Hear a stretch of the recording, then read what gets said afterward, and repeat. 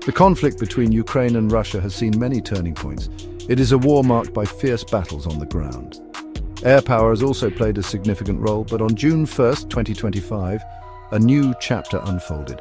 Ukraine launched an audacious and unprecedented drone attack. This operation was codenamed Spider Web. It targeted key Russian airbases located deep within Russian territory. This marked a significant escalation in Ukraine's offensive capabilities. The world watched as details of this daring mission began to emerge, painting a picture of meticulous planning and bold execution. Operation Spiderweb was not a small, isolated incident. It was a large-scale coordinated assault. Ukrainian President Volodymyr Zelensky later revealed that the operation involved over 100 drones. The planning for this complex mission took an astonishing 18 months. That is 1 year, 6 months, and 9 days of careful preparation. This extensive time frame highlights the dedication and resources Ukraine poured into this single operation.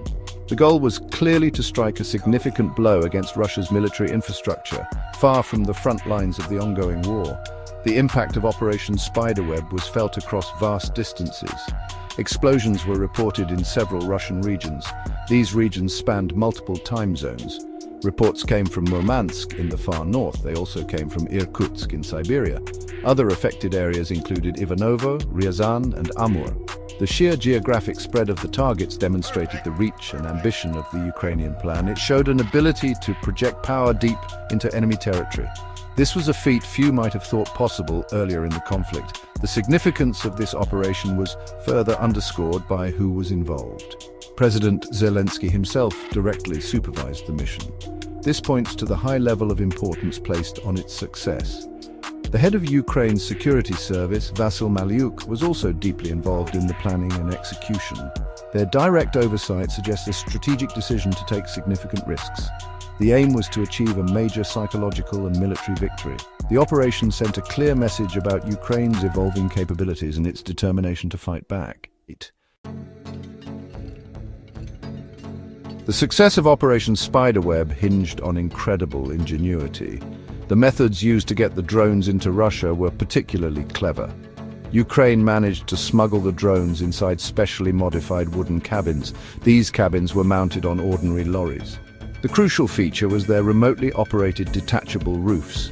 This allowed the drones to be concealed during transport. It also allowed for their quick deployment once in position. This innovative approach was key to bypassing Russian security measures and achieving surprise. The lorries carrying these hidden drone payloads were driven close to the targeted air bases. Remarkably, the drivers of these lorries were reportedly unsuspecting. They were likely hired for what they believed to be ordinary transport jobs. Once the lorries reached their designated positions near the air bases, the plan moved to its next phase. The detachable roofs were remotely opened. The drones were then launched towards their targets. This method minimized the risk to Ukrainian operatives on the ground. It also showcased a sophisticated level of remote coordination and technical skill. Further details from the SBU added another layer to the operation's audacity. It was revealed that one of the targeted locations was situated right next to an FSB office. The FSB is Russia's Federal Security Service, a successor to the KGB. Targeting a military asset so close to a major Russian intelligence headquarters was a bold statement. The entire operation was a testament to meticulous planning over a year and a half. The logistical challenges alone were immense. Smuggling over 100 drones, along with their control systems, into enemy territory required extraordinary secrecy.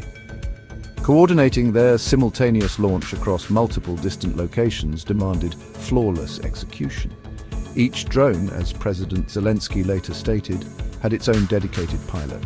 This highlights the human element and complex command structure behind the seemingly automated attack, making the successful execution even more extraordinary. The drones utilized in Operation Spiderweb were described as relatively simple quadcopters. However, they were capable of carrying significantly heavy payloads for their size. This combination of simplicity and payload capacity made them effective tools for this mission. President Zelensky's comment that each of the 117 drones had its own pilot suggests a high degree of human control. This would have been vital for navigating complex environments and making final targeting adjustments. The drones were not just fire-and-forget weapons, they were guided by skilled operators. Dr. Steve Wright, a UK-based drone expert, commented on the technological feat. He highlighted the extraordinary ability to smuggle, launch, and then command these drones remotely. This remote command likely relied on satellite or internet links. These links would have allowed Ukrainian pilots to guide the drones from a safe distance. The drones might have initially used GPS for navigation to the general target area. However, to overcome potential Russian electronic jamming, manual remote piloting would have been crucial for the final approach and strike, a complex task under pressure. The targets of Operation Spiderweb were not chosen at random. Ukraine aimed at Russia's most valuable aviation assets. These included nuclear-capable long-range bombers like the Tu-95, Tu-22 and Tu-160. Also on the target list were A-50 military spy planes. These aircraft are critical components of Russia's strategic military capabilities. The Tu-95 bombers, for example, had been recently used to launch Kh-101 cruise missiles against Ukraine.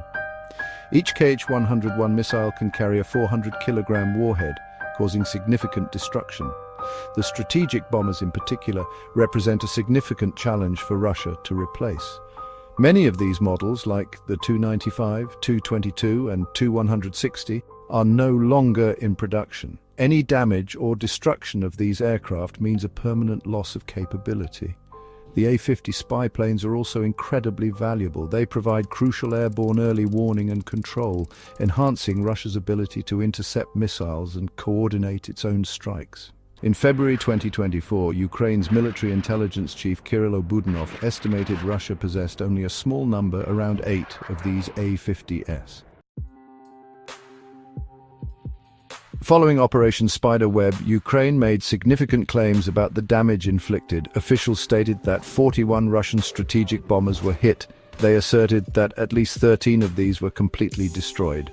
The SBU also put a monetary figure on the operation's impact. They estimated that the attack had cost Russia approximately $7 billion.